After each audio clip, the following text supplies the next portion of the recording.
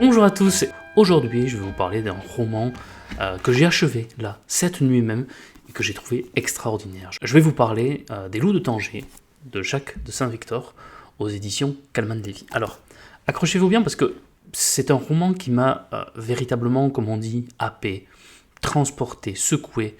Bref, c'est un de ces livres qui vous rappelle pourquoi vous aimez lire, grâce auquel vous n'arrivez plus à vous arrêter. Vous êtes là et vous vous dites, mince, ça va être l'heure d'aller au travail, je serais bien resté une petite demi-heure, une heure de plus à continuer à lire, à découvrir qu'est-ce qui se cache au bout de cette enquête. D'abord, on est à Tanger, comme son titre l'indique, jusque-là rien de très original. On est en 1953, c'est une ville en tension, partagée entre plusieurs puissances. Tanger est tiraillé à ce moment-là par les prémices d'une indépendance. On est encore dans ce qu'on appelait l'ancien empire, dans l'ancien protectorat. Et cette indépendance, elle approche à grands pas. C'est une ville cosmopolite, on le voit très bien. L'auteur le montre à la perfection par les odeurs, les décors, la nourriture, les quartiers qui peuvent être différents. C'est une ville également sulfureuse dans laquelle, je le disais, les parfums du jasmin peuvent se mêler à ceux plus acides du trafic et de la peur. C'est un décor digne d'un film noir, comme on a pu le voir et comme on a pu les aimer dans le cinéma français notamment. Et c'est dans cette atmosphère que s'ouvrent donc Les Loups de Tanger. On est en plein dedans, et ça fait partie de ces romans, vous savez, qui parviennent mais parfaitement à intégrer le lecteur de suite dans l'ambiance dans laquelle on est. On ne peut pas se retrouver ailleurs qu'à Tanger en 1953 en lisant ces lignes. Et ça, c'est génial. Pour les personnages, c'est deux amis, oui, on peut les qualifier quand même d'amis, même si l'un a quand même un petit peu le dessus sur l'autre. On a Théo, jeune étudiant, idéaliste, un peu naïf, et Max, journaliste spécialisé dans le grand banditisme, un peu plus roubard, vous savez, un peu plus roublard, un peu plus cynique, mais quand même attaché à son camarade. Et il va y avoir entre les deux personnages comme ça une relation un peu particulière entre l'un vraiment qui admire Max, même si au fur et à mesure parfois va se demander mais pourquoi il a cette attitude, pourquoi il réagit comme ça, pourquoi il agit de cette manière. Et de l'autre côté, Max qui au début va le prendre parce qu'il va le servir pour notamment ses connaissances en droit dans le banditisme, et au fur et à mesure il va se dire mais est-ce qu'il me déçoit pas un peu. Donc il va y avoir parfois une relation un peu de je t'aime moi non plus entre les deux, mais un profond attachement et une grande complicité quand même entre les deux. Je vous en dis pas plus évidemment sur l'évolution des personnages, parce que ça c'est quelque chose que j'aimerais que vous découvriez par vous-même lorsque vous lirez le roman. Qu'est-ce qui se passe en fait dans ce roman ? On a un cargo qui est pris d'assaut, une affaire assez classique finalement dans cette ville de contrebande de cigarettes américaines. Faut vraiment se dire qu'on est dans un contexte très particulier dans l'après-guerre, et ce roman est parfait dans le sens où le roman historique est là, on a tous les codes du roman historique et le contexte est parfaitement rappelé. Donc vous n'aurez aucun problème et vous n'avez pas de recherche parallèle à faire. Tout est expliqué par Jacques de Saint-Victor, et là son travail d'historien refait surface mais de manière assez subtile et assez intelligente pour l'intégrer dans la narration. Et puis très vite, cette simple affaire de contrebande, vous savez, est atteint par une spirale qui le dépasse, et qui va dépasser également les personnages de ce roman. Car ce qu'il devait être qu'un simple fait divers cache en réalité les tentacules, je dirais, d'un empire criminel international. On suit alors nos deux héros dans une enquête qui va nous mener de Tanger à Marseille, on passe par Naples, Ajaccio et d'autres recoins plus obscurs encore. Et ce qui est extraordinaire, c'est que sur la route, on va rencontrer, et là je vais juste vous dire ça, vous allez voir à quel point ça va vous mettre là à la bouche, des mafieux corses, des vétérans de la résistance, des anciens collaborateurs recyclés dans le trafic, et même quelques fantômes de la Gestapo française. Un monde assez interlope, trouble, très violent, où la vérité se fait quand même assez rare, et où la confiance, elle, coûte très cher, parfois même la vie. Et ça arrive pour certains personnages de ce récit.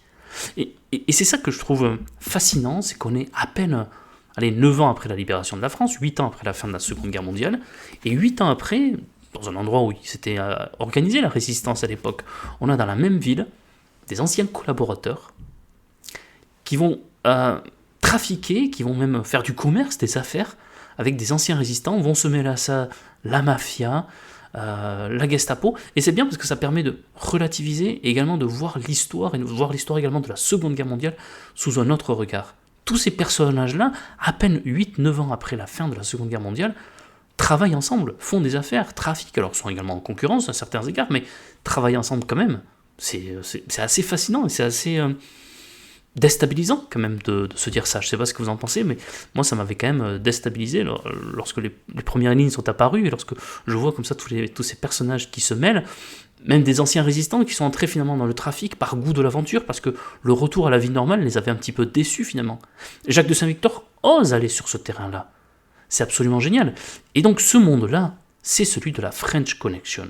Et donc c'est un roman sur les origines de la French Connection. Et c'est là que ce roman atteint un relief et atteint un palier encore plus profond dans l'histoire. Car ce nom vous dit sûrement quelque chose, il a même inspiré un film culte dans les années 70, je crois.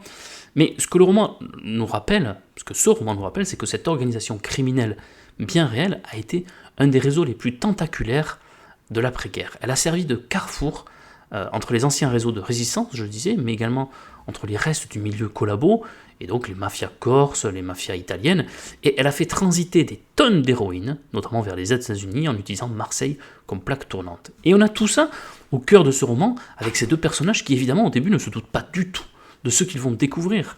Et ce qui est remarquable vraiment dans ce roman, dans Les Loups de Tanger, c'est que tout cela est solidement documenté. Je le disais tout à l'heure, vraiment le travail d'historien est exceptionnel parce que on comprend tout.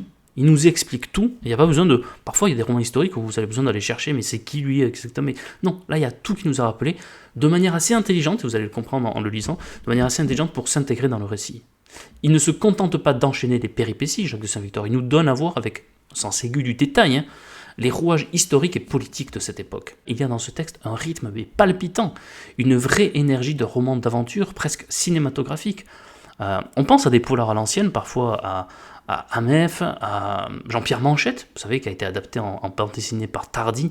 J'ai l'impression parfois d'être chez Manchette, voire même parfois du Simenon, à Saint-Herzégard, sur la description de certaines rues, sur l'ambiance également qu'il pouvait y avoir dans certains cafés, dans certains bars. Et ce n'est pas seulement l'intrigue, encore une fois, qui nous tient en lumière, comme je vous disais tout à l'heure, ce sont les personnages qui marquent, parce que Max, il a à la fois son mélange de désillusion et de bravoure. C'est un vrai personnage de roman noir, personnage classique, profondément humain malgré tout. Et puis Théo est très particulier parce que il est assez atypique pour un roman d'espionnage et pour un roman de mafia.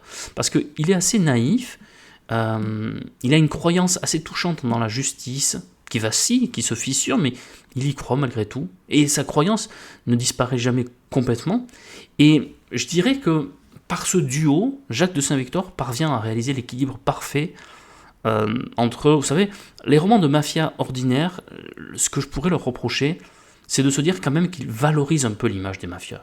Et que certains jeunes, parfois même à Naples ou à Marseille ou en Corse, ont pu se dire ah, ça a quand même un certain charme, ça a un certain panache d'être de la mafia. Et ça a quand même une image assez dangereuse. Et Jacques de Saint-Victor parvient à ne pas faire ça, tout en ne tombant pas dans l'excès inverse, en mettant en scène des personnages niais, naïfs et qui seraient complètement inutiles.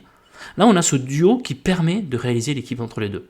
Et ça, c'est super intelligent d'avoir mis en place ce duo. Et c'est pour ça, encore une fois, que je vous conseille profondément ce roman, parce qu'il arrive à contrecarrer un peu les défauts des romans classiques sur la mafia, sans jamais tomber dans l'excès inverse.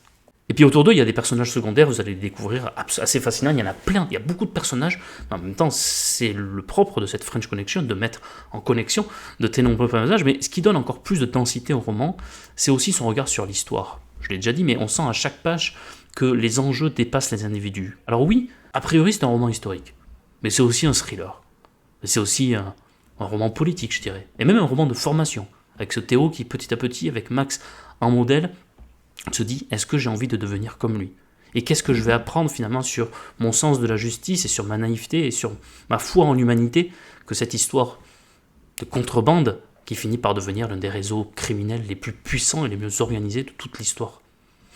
Voilà, j'espère vous avoir donné envie en tout cas de lire ce roman. J'ai vraiment adoré, je rappelle, Les Loups de Tanger, éditions Calman Levy, par Jacques de Saint-Victor. Vous voyez, avec cette couverture, vous n'allez plus pouvoir passer à côté maintenant que vous allez le voir en librairie.